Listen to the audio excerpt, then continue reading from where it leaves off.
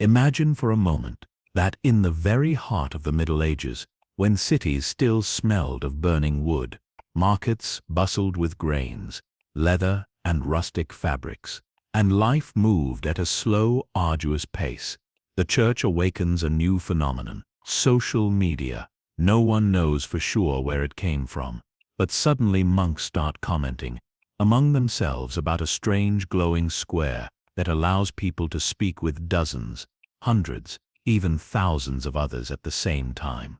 At first, everyone dismisses the novelty as just another one of those exaggerated stories that surface in taverns. But it only takes one cleric to demonstrate he can send messages from a mysteriously glowing device for rumors to spread like wildfire. And without realizing it, the church finds itself facing a new way to control, guide, or even frighten people, depending on its use. Because when an institution that dominated education, books, calendars, rituals, and even how people interpreted the sky, the earth, and hell, gains access to a digital megaphone in an analog world, something inevitably changes. Initially, the bewilderment is widespread. Peasants eye with suspicion the monks walking around holding small glowing panels, wondering if it isn't witchcraft. Priests themselves debate whether this thing should be considered a divine gift or an evil temptation. But the medieval church was accustomed to assimilating whatever could increase its influence, and soon realizes that these networks could serve a far greater purpose than simple communication. They could reinforce spiritual and political power in an unprecedented way. After all, if a sermon once depended on physical presence on Sunday, now it was enough to publish a message that dozens of villages could receive instantly, as if the parish priest were in each one simultaneously. And this simple logistical change profoundly alters social relations. The primary cause of this transformation is direct, rapid communication. Never in the entire history of that period had it been possible to transmit ideas, warnings, or prohibitions so quickly. A bishop could restrict a pagan festival in one city, and in minutes, the entire kingdom would know it was forbidden. And of course, the people reacted in a strange way. Some felt proud to see their village mentioned in a post, even if it was a reprimand. Others were indignant because they believed such decisions should be made locally, looking people in the eye. This tension between central religious authority and local communities gains a new intensity. If before it was possible to argue that the messenger must have misunderstood, now everything was written, with thousands of witnesses. The bishop's word gained an almost absolute power. Another important cause of this impact is the emergence of a certain clerical vanity, something that perhaps already existed at certain levels, but never had the space to flourish so openly. Priests and monks begin to notice that their posts can get more likes than others. Some publish verses written with hand-drawn letters. Others venture into deep reflections on the meaning of life or human suffering. Soon debates emerge. Who writes better? Who inspires more? Who is more connected to the divine will? And as this internal competition grows, people begin to see certain clerics as true spiritual celebrities. The first sacred influences emerge, charismatic leaders, who attract followers not necessarily by their religious authority, but by how they communicate. This leads to unexpected consequences. If before the hierarchy was clear, the Pope, the bishops, the priests, and finally the people, now a simple monk can become more popular than an archbishop. This deeply irritates some sectors of the church, who begin to question whether so much public exposure might be distorting the spiritual purpose. But at the same time, others see an advantage in having charismatic allies capable of mobilizing crowds. The internal politics of the church become more complicated, filled with alliances based on follower counts, engagement, and digital influence. Still, nothing compares to the impact networks have on the relationship between faith and daily life. People start posting photos of their fields asking for blessings, recording illnesses hoping to receive prayers, sharing small everyday miracles, and of course they also start complaining openly. Peasants criticize priests who charge high tithes. Artisans grumble about church interference in festivals. Young people mock sermons they find too long. Before, these dissatisfactions were confined to tavern conversations. Now they become public debates. And when criticism goes public, the church's reaction also becomes more severe. Some try to censor what they call digital blasphemies. Others argue that true faith should be able to survive negative opinions. And then a phenomenon emerges that no one expected: the medieval meme. Younger monks start adapting scripture passages into funny little images that quickly circulate among villages. Some humorously address the fear of hell, others joke about monastic habits, others mock feudal lords who pretend to be more pious than they really are. At first, this seems harmless, but when the jokes start targeting high-ranking figures, the tone changes. The church realizes it is losing control of the narrative, and this loss of control is always a threat. In a period when those who held moral authority practically dictated the rules of the world. Because of this escalating tension, the institution begins to invest heavily in digital catechesis. Monks specializing in rhetoric study the most effective forms of communication, trying to understand why certain messages go viral and others don't. They discuss engagement patterns as if they were interpreting divine signs, and thus the first attempts at mass opinion manipulation are born, rudimentary, yet still powerful. If they wanted to convince the people to obey a rule, they just had to create an emotional narrative with strong images and share it among lesser leaders. The information circulated, repeated itself, and gained strength. The populace, unprepared to deal with such novelty, quickly believed it. But the biggest consequence of all appears when dissident groups also begin to realize they can use the networks. People who disagreed with certain doctrines, restless thinkers, young people studying alternative texts in distant monasteries, all start to unite virtually, and from this union arise critical movements that were once easily repressed.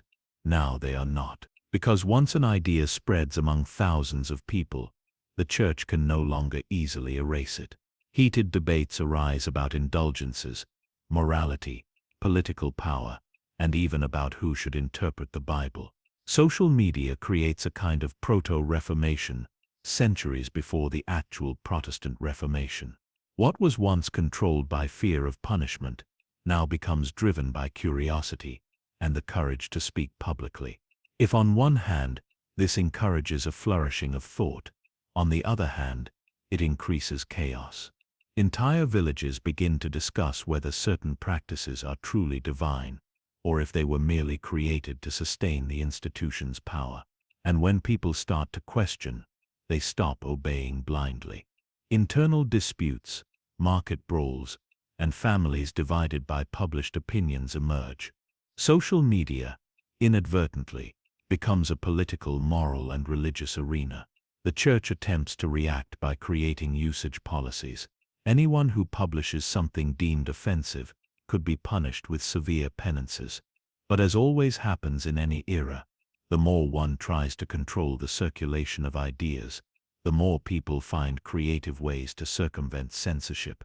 Anonymous accounts emerge, coded messages, small secret groups sharing forbidden ancient texts. The bolder ones publish criticisms of the Pope himself using saint avatars to confuse the guards. It's as if the traditional fear of divine punishment is slowly replaced by the excitement of challenging the system. Over time, networks even begin to alter the notion of sanctity. Humble people go viral after helping neighbors in difficult times, and soon rumors emerge that they are performing miracles. In the past, it would take years for such a figure to be recognized as a saint.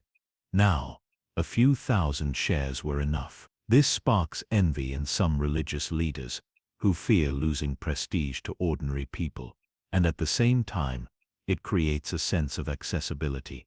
Anyone, if they act with enough public kindness, can be seen as sent by God. Pilgrimages also change. Before, one had to travel for weeks to see a sacred relic, but now photos and videos are shared in real time. People from distant regions comment on the beauty of a church they have never visited. This causes a drop in physical pilgrim traffic, which irritates merchants who depended on this flow. They begin to pressure priests to post fewer detailed images, because whenever they publish too much, tourism falls. The church then faces an inevitable reality. Pleasing the people online threatens local businesses that support its political allies. A new crisis is born, and little by little, society realizes that networks not only bring people closer, but also amplify.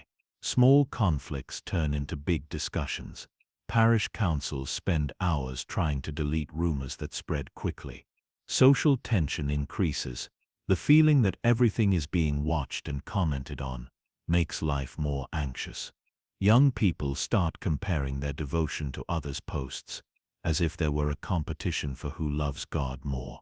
And this creates an environment of spiritual appearance, where being seen matters more than being sincere. On the other hand, there is also a beautiful side to this story. People who once lived isolated in distant villages discover entire communities that share the same fears, the same dreams, and the same difficulties. A woman who could never attend church due to heavy fieldwork can now follow sermons through the glowing screen. An artisan who always wanted to discuss philosophy finds friends in other cities. Gradually, emotional support networks emerge. Dedicated monks begin to guide people through private messages, consoling the sick, comforting the bereaved, advising the young. Faith spreads in a less institutionalized and more human way, albeit mixed with the chaos of public opinion. This mixture of good and evil, of unity and conflict, defines the new reality of the medieval church with social media. Every novelty generates unexpected consequences. Every attempt at control generates more resistance. Every act of kindness inspires a wave of imitators. And so the medieval world transforms into a society connected by invisible threads, where authority tries to balance tradition and modernity, and where the people find, for the first time, a collective voice that echoes beyond city walls. And as time passes, future generations can no longer imagine what it was like to live without that constant presence. Networks become part of religious practice, part of politics, part of love and discord. They replace walls, town squares, sermons, taverns, and even part of the moral conscience. The medieval church, which once dictated the rhythm of the world, now needs to negotiate with a force it cannot completely control: connected public opinion. And in this new scenario, the question is no longer what will the church do with social media, but rather what will social media do with the church? Because no institution, however powerful, remains the same when the voice of the people begins to be heard on a continental scale. And perhaps that is the greatest impact of all. The perception that power resides not only in who speaks but in who listens, shares, agrees, or disagrees. A silent revolution that transforms not only the way we communicate, but the way we exist. And as the years pass, the coexistence between faith, government, and public opinion becomes increasingly complicated. Kings and nobles begin to realize that social media is a powerful weapon, perhaps even more powerful than swords themselves. If a monarch wishes to boost his prestige, he just needs to make a post alongside a famous bishop. If he wants to discredit a rival, he spreads rumors implying that the adversary doesn't perform proper penances or has failed to fund a local church. And since people were already accustomed to giving enormous weight to religious discourse, any news involving sin, purification, or miracles turned into a national debate. Medieval politics transforms into an immense stage of indirect announcements, moralistic insinuations, spiritual campaigns, and attacks disguised as concerns for the salvation of others' souls. In this inflamed environment, disputes between nobles and clerics are followed as if they were episodes of a soap opera. People choose sides, comment frenetically, and defend their favorites with fervor, and this creates an unusual type of entertainment. Politics becomes as addictive as sermons. Some wake up in the middle of the night to check if a cardinal has posted a controversial sermon. Others refresh the network waiting for a reply from a famous monk. Villagers improvise small gatherings just to debate recent posts, as if they all held clues about the kingdom's future. The consequence of this is that networks end up reshaping the very notion of authority. It's no longer enough for a king to have sacred lineage if no one comments about him. It's no use for a bishop to have decades of study if his digital presence is weak. Gradually, a kind of public merit emerges based on the ability to generate impact, as if God chose his spokespeople based on engagement. This creates profound confusion, because people begin to measure spirituality by the number of shares and sanctity by the reach of words. And while some try to explain that this makes no sense, most seem to believe that popularity and truth are the same thing. The Church realizes it risks losing control of the narrative and tries to modernize. It organizes training for priests to learn to communicate clearly, encourages monks to study how messages spread, and creates councils to regulate content deemed harmful. But all this only increases suspicions that the institution intends to manipulate the population. Some begin to question whether these rules are not a form of disguised censorship. Others accuse the Church of trying to control minds. The tension grows so much that certain groups isolate themselves completely, creating their own closed communities, where they discuss alternative doctrines far from the gaze of the powerful. And thus, the first medieval digital bubbles are born. Entire villages begin to follow only specific pages, ignoring everything that comes from outside. Each group convinces itself that its interpretation of faith is the only correct one. And since there is no solid knowledge of psychology or sociology in that era, no one understands why these divisions are so deep. The Church tries to call people back to dialogue, but realizes that many are already convinced that any message coming from the top is manipulation. For every attempt to unite, a new accusation of control or persecution arises. Meanwhile, certain more scholarly monks begin to notice that social media not only accelerates the dissemination of ideas, but also amplifies negative emotions. Fears that were once local, plagues, bad harvests, threats of invasion, are now continually shared and commented on intensely. If a plague starts in one village, the news spreads instantly, generating panic in regions that were still safe. People begin to blame minorities, distant races, or even alternative religious groups. The Church, which always preached that fear should be overcome by faith, now faces desperate crowds who believe in rumors that arose from nothing. And in these moments of crisis, not always responsible leaders take advantage of the situation. Some launch absurd theories about specific divine punishments, encouraging persecutions. Others say that the network is taken over by evil spirits, and that one must only follow their official profiles to avoid perdition. The atmosphere becomes so charged that even sensible people begin to doubt everything. Social media, which initially seemed to be a miracle of communication, becomes a dark forest of rumors, misinformation, and collective anxiety. But, curiously, it is from this same forest that a movement sprouts, attempting to rescue the human side of faith. Young people who grew up witnessing endless discussions begin to find it all tiresome. They want something simple to help, to listen, to share real experiences, and not just ideological battles.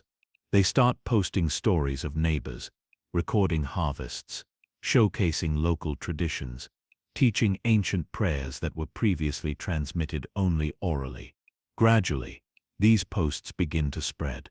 People tired of conflict find comfort in simplicity and true connection. Many of these stories reach distant monasteries, inspiring monks to reformulate their way of teaching. This movement, which emerges almost as a sigh amidst the chaos, ends up creating a subtle and powerful change.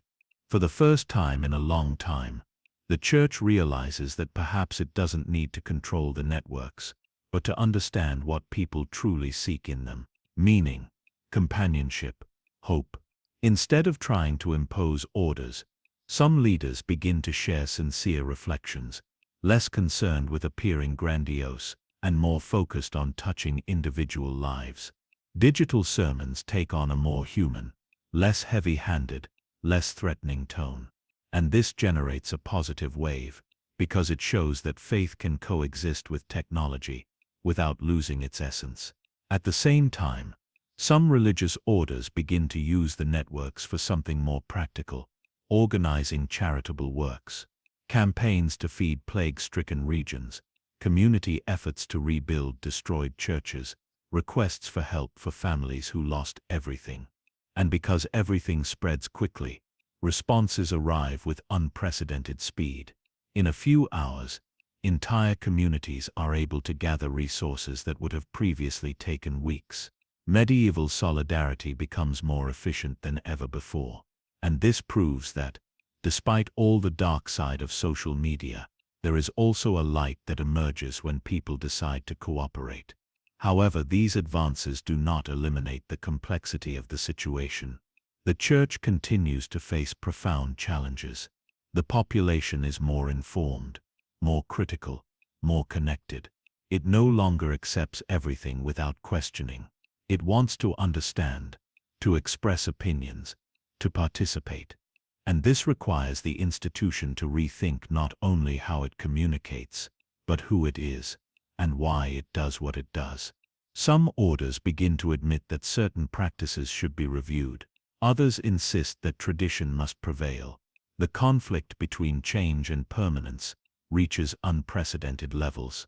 Meanwhile, dissident movements gain strength, gathering thousands of followers in secret forums.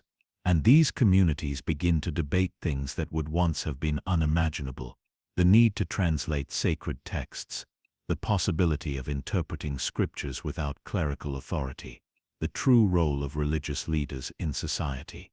The networks open doors that could never be closed again. Ideas become fluid, alive, difficult to contain. And as these discussions spread, a new generation grows up with the feeling that they have the right to question the world. These changes create cracks in the traditional structure. Older bishops assert that the natural order has been broken. Young theologians respond that truth must withstand scrutiny, not flee from it. And the people, witnessing all this live, realize that, for the first time, they are participating in the formation of religious thought, instead of merely receiving it pre-made. And then a profound question arises, echoing from city to city: does faith need to be protected from social media? Or do social media merely reveal what has always existed? Doubts, fears, hopes, human contradictions that never had the space to be shared. This reflection becomes so powerful that even high-ranking individuals begin to rethink the very concept of spiritual authority. The Church, realizing that resisting the digital winds would be like trying to hold back the tide with bare hands, begins to seek a way to coexist. Instead of demonizing technology, it tries to understand how to use it to promote essential values: compassion, justice, humility. This process is slow, full of stumbles, but inevitable, because medieval society is no longer the same. Walking the streets now means hearing comments from the networks echoing in conversations. Entering a tavern is like entering a live forum. Participating in a mass is interacting with people who have already seen, discussed, and evaluated that sermon, even before it was preached.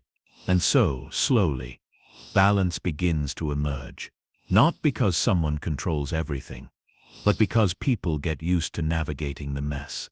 They realize that not every piece of news is true, that not every leader is enlightened, that not every comment deserves a response.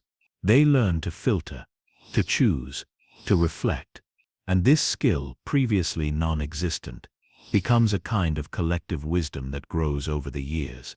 But this also has consequences. The more people learn to filter, the more independent they become. The more independent, the less they accept rigid authorities. And the less they accept rigid authorities, the more the Church needs to reinvent itself. This cycle repeats so many times that centuries later, no one views social media as a miracle or a curse, but as part of the landscape of life. And perhaps that is precisely what makes this story so intriguing. The idea that even in a world so distant from ours, Social media would have provoked exactly the same dilemmas as today.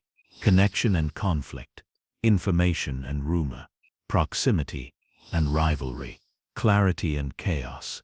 Because deep down, technology only amplifies what already exists within people.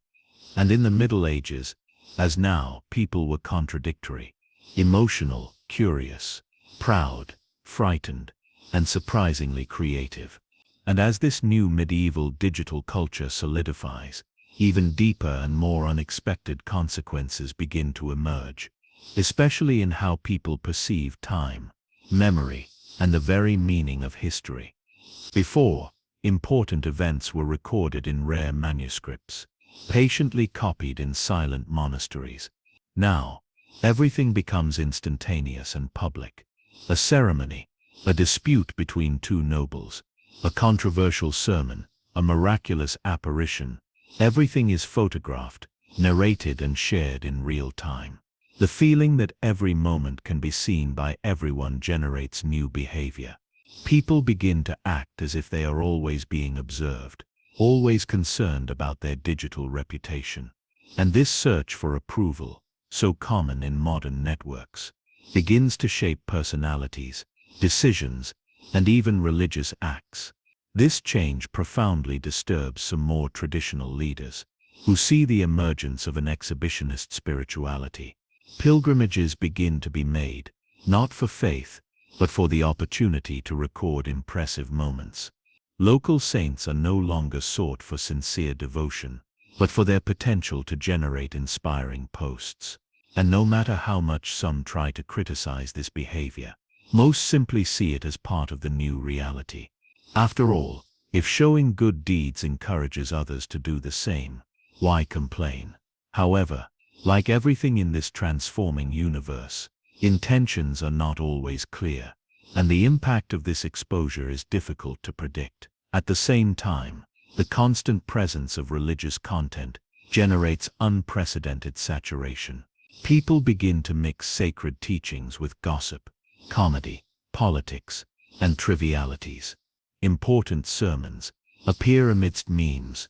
Deep reflections are commented on alongside jokes about the weather. Official notices get lost in the chaos of the medieval timeline.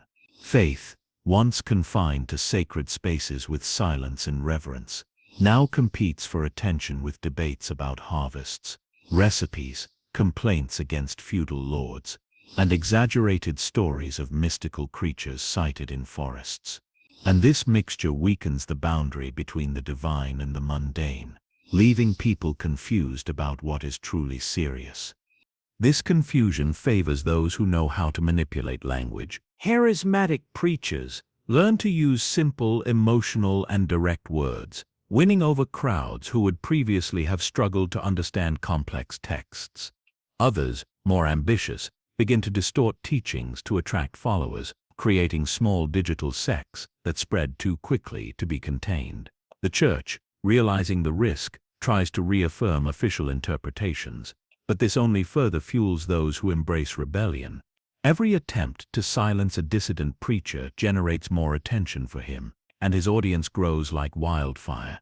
Over time, even families begin to divide.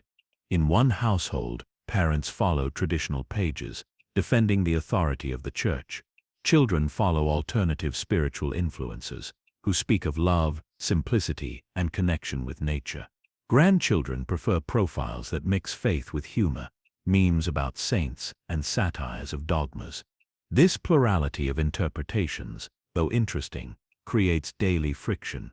Discussions happen at dinner, in community meetings, at religious festivals, and unlike before, when family tradition determined everyone's faith, now each person decides what they believe, shaped by the social algorithm that delivers exactly what reinforces their certainties. This leads to another unexpected consequence: the emergence of the illusion of knowledge. People who have never studied theology begin to quote excerpts out of context, repeating opinions of digital gurus, and believing they deeply understand complex topics. The Church, accustomed to being the exclusive guardian of knowledge, must now confront a confident but superficially informed multitude. Endless debates arise about everything, from the meaning of small religious symbols to huge disputes over the role of the clergy. And even if many arguments are fragile, the emotion with which they are defended gives them strength. Meanwhile, kings and feudal lords begin to use the networks to legitimize wars, territorial disputes, and tax increases.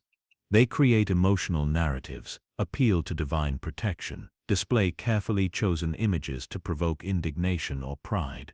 And since the people never had access to multiple sources of information, they believe what they see. Entire troops march motivated by misleading posts. Conflicts that would previously be resolved in councils are now discussed publicly, with popular pressure, rumors, and inflammatory speeches. Medieval politics transforms into a chaotic digital theater where truth matters less than the ability to mobilize. But amidst the chaos, unexpected figures also emerge who find in the networks a way to promote justice. Women who were previously ignored begin to denounce abuses committed by nobles. Exploited workers publish accounts of inhumane conditions. Persecuted communities gain a voice and visibility. And this frightens those who have always controlled the discourse. The Church, which historically alternated between protecting and repressing minorities, must now deal with public accusations, widely disseminated stories, with testimonies that cannot be erased with simple decrees. It is a profound shock, because it reveals that the transparency forced by technology weakens any institution that relies on secrecy to maintain power. This scenario generates the first major digital moral crisis. Medieval social media becomes a gigantic mirror, showing all the best and worst of society, and no one is emotionally prepared to face it. An epidemic of spiritual anxiety emerges. People believe they are constantly failing, sinning, being judged. The continuous comparison with idealized lives creates insecurity. Some try to compensate by increasing their public devotion, others completely withdraw from faith, feeling inadequate. The Church perceives the suffering and tries to respond, but finds itself lost in the face of problems that did not exist before. In response, some monasteries begin to create practices of digital silence. They encourage the faithful to go days without accessing networks, to dedicate time to contemplation, prayer, manual labor. Curiously, this idea goes viral. People discover that stepping away from the noise brings peace. But soon criticisms arise saying that this detachment is a form of spiritual manipulation or of alienating people from social discussions. Everything becomes a reason for dispute. Everything becomes a stage. And while people fight over the interpretation of faith, faith itself becomes increasingly fragmented. At the same time, kings and nobles realize that social media is undermining their authority almost as much as the churches. They then decide to approach the clergy to try to re-establish order. An unprecedented alliance between throne and altar emerges, with the goal of protecting the people from digital confusion. They propose strict rules, posting limits, prohibitions on certain content. But the people, already accustomed to their newfound freedom, rebel. They publish messages denouncing authoritarianism, create virtual protests, organize small uprisings. For the first time, both religious and political power face a population capable of resisting. It is in this turbulent environment that a new type of medieval sage emerges, someone who understands both faith and human behavior. Monks specializing in observing network patterns begin to console people suffering from comparisons, loneliness, envy, guilt, and anxiety. These monks, respected in various regions, become the first emotional counselors in history.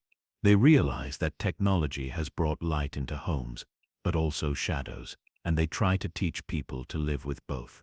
At the same time, the first groups dedicated to studying how the brain reacts to information overload emerge, not with modern scientific terms, but with philosophical, spiritual, and poetic observations. They say that the human soul was not made to carry the weight of the entire world at once. They explain that the explosion of constant emotions tires the spirit and dulls compassion. And these reflections begin to spread among sensible people, who start to understand that living at the pace of the networks is like running constantly without stopping to breathe. While all this is happening, the church tries to reinvent itself once more. It realizes it cannot just be the guardian of morality, but also a mediator of emotions. Not just a rigid institution, but a welcoming community. Not just a voice that commands, but an ear that listens. And this change in posture inspires many faithful to return with confidence.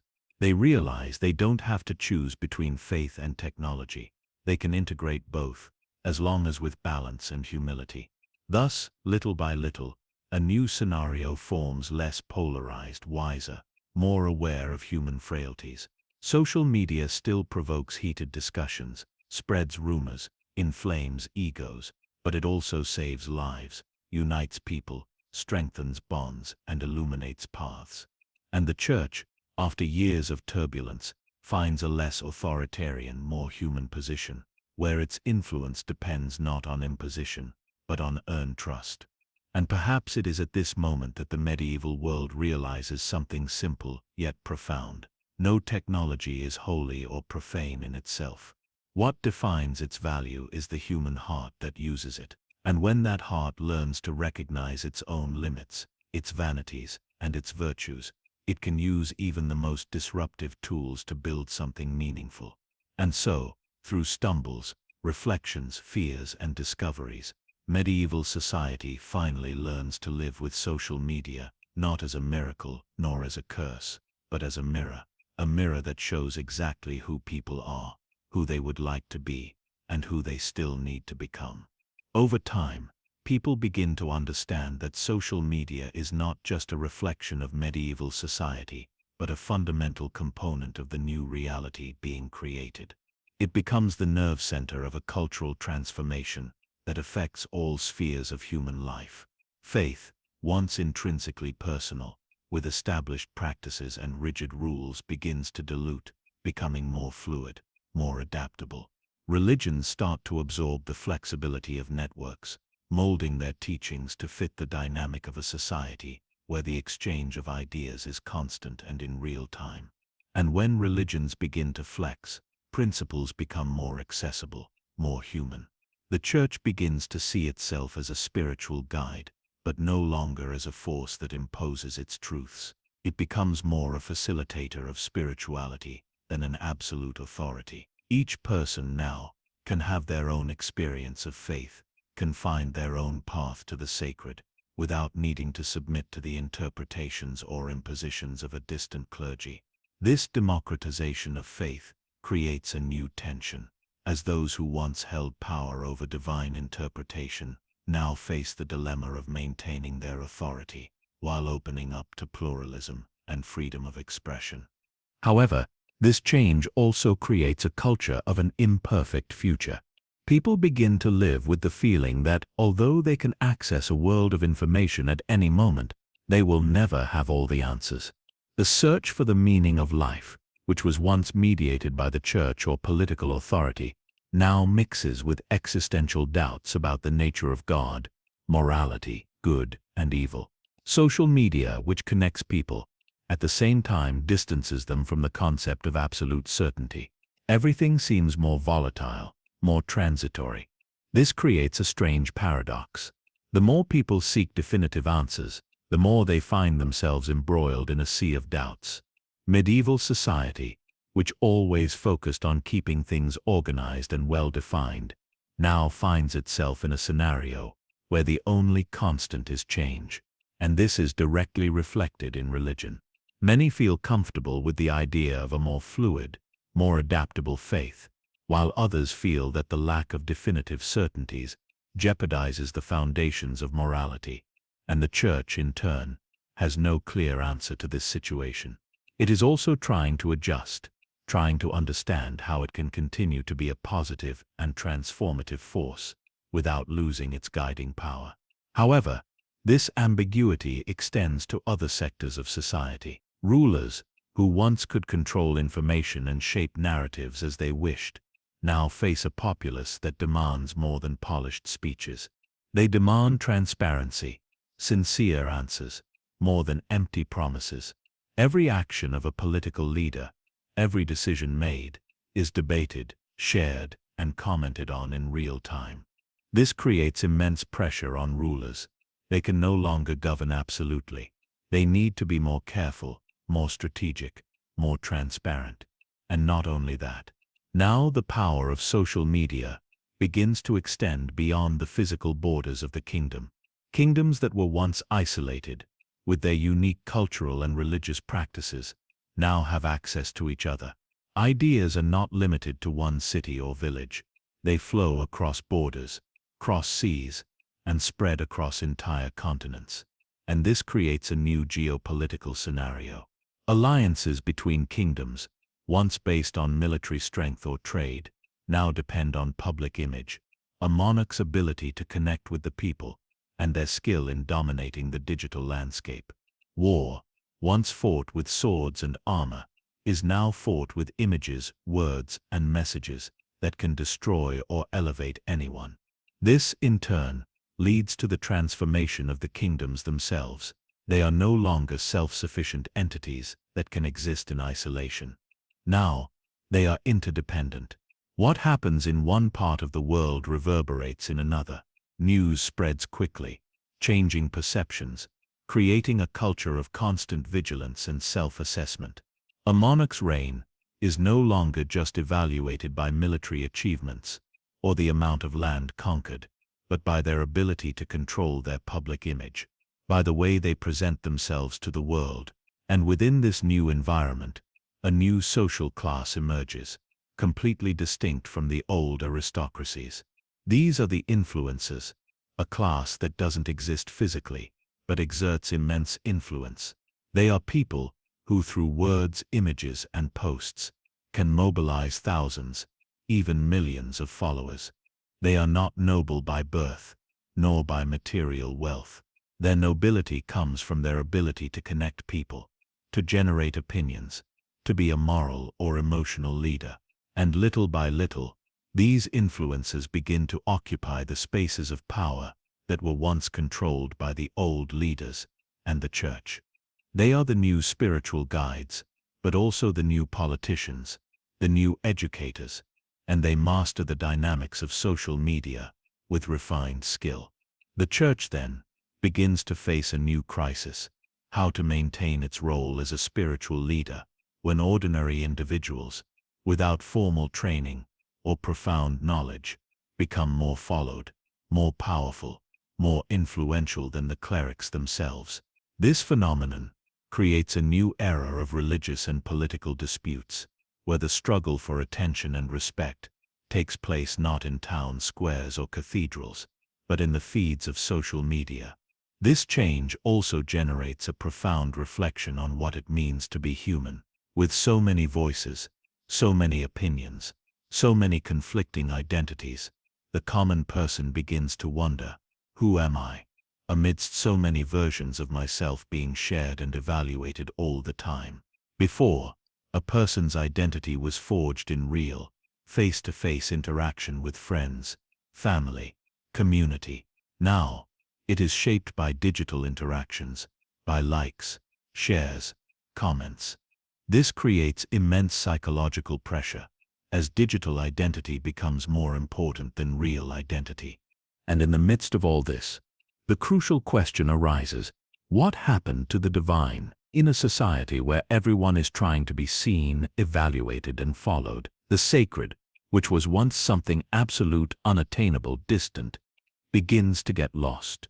People begin to search not for definitive spiritual answers, but for a purpose that makes sense in a world where everything is transient, everything is ephemeral. The divine now needs to be reinvented. It is no longer about crowded churches or rigid norms.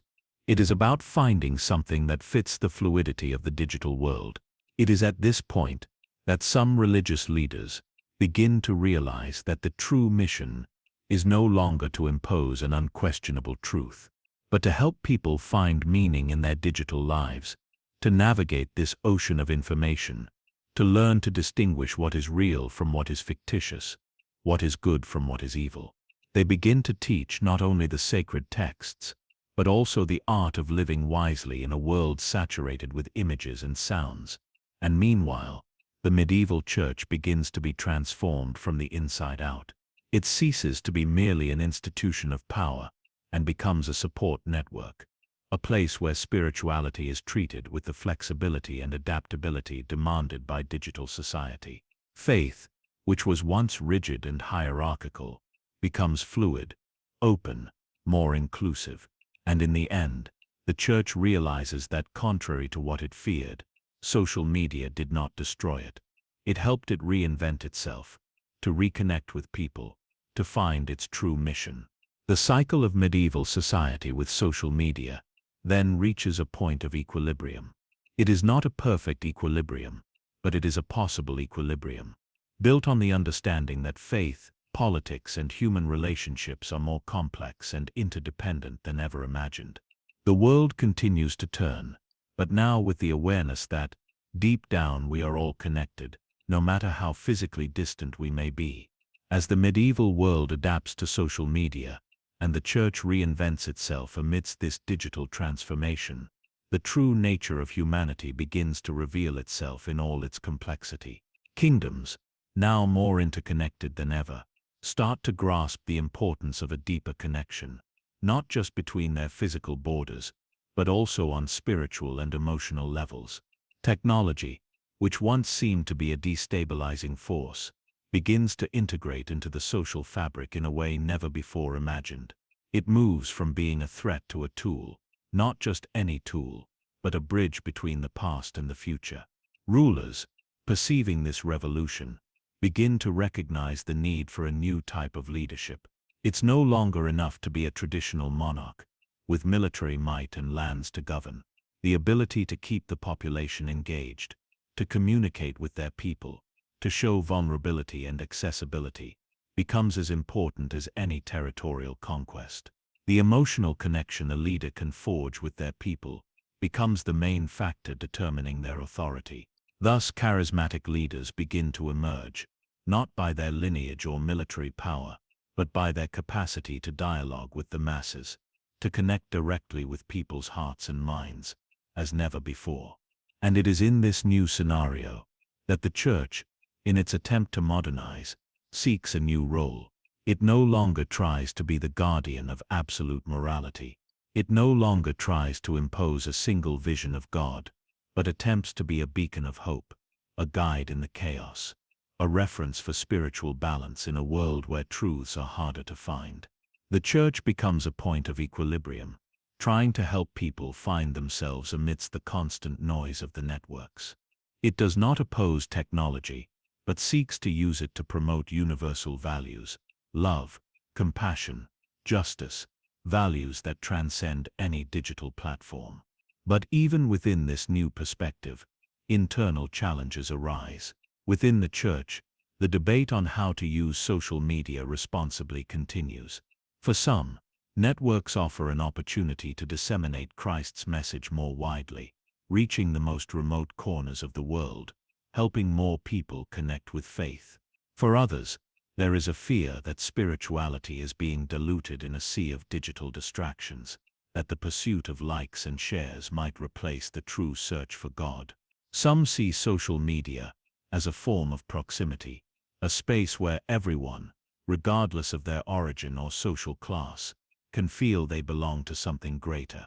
Others, however, fear that this is creating a superficial generation, more dedicated to the digital world than to the inner world. This dilemma between proximity and superficiality, between the potential for connection and the risk of alienation, is perhaps the greatest challenge for the medieval church in the face of the rise of social media. It's no longer enough to preach in a church and expect people to show up. Now, it's necessary to adapt, interact, respond, be vulnerable and authentic, in an environment where the speed of information and opinion makes everything more immediate and at the same time more ephemeral. Faith, which was once a tranquil and continuous path, now needs to sustain itself in a scenario of constant flux and rapid changes. And it is this rapidity that transforms the very notion of tradition. What was once considered sacred, immutable, is now questioned more frequently. Younger generations, connected and digital, do not conform to unalterable dogmas. They seek quick, authentic, interactive answers. For them, faith needs to be something alive, that adapts to its time. And the church, as a traditional institution, must find a way to dialogue with this new generation without losing its essence, without completely yielding to what is temporary and superficial. It is at this point of tension that the first attempts to create a digital faith emerge. Social media is used not only to share teachings, but to promote open discussions on spiritual topics. Online prayer groups are formed, where people gather in live videos, praying together, sharing experiences, and learning from each other. This new form of worship, more interactive, allows faith to spread beyond the physical limits of churches and monasteries. It becomes global, but at the same time personalized, tailor-made for the needs and desires of each individual. However, not everyone accepts these new forms of worship. For some, spirituality needs to be preserved in its purest form, in physical spaces, with established rituals, with the real presence of a community. These more conservative individuals see social media as a threat, a distraction from the true meaning of faith. They argue that by digitizing religion, one loses the deep connection, the communal experience that can only be lived within a church, within the walls of a sacred temple. For them, the digital church is a diluted church, lacking the weight and seriousness necessary for true worship. And it is this debate that fuels the reflection on the future of faith. The medieval church finds itself at a crossroads: follow the flow of new technologies, and try to adapt to an increasingly digital society, or resist, seeking to preserve the traditions that made it a respected institution for centuries. Both paths have their risks.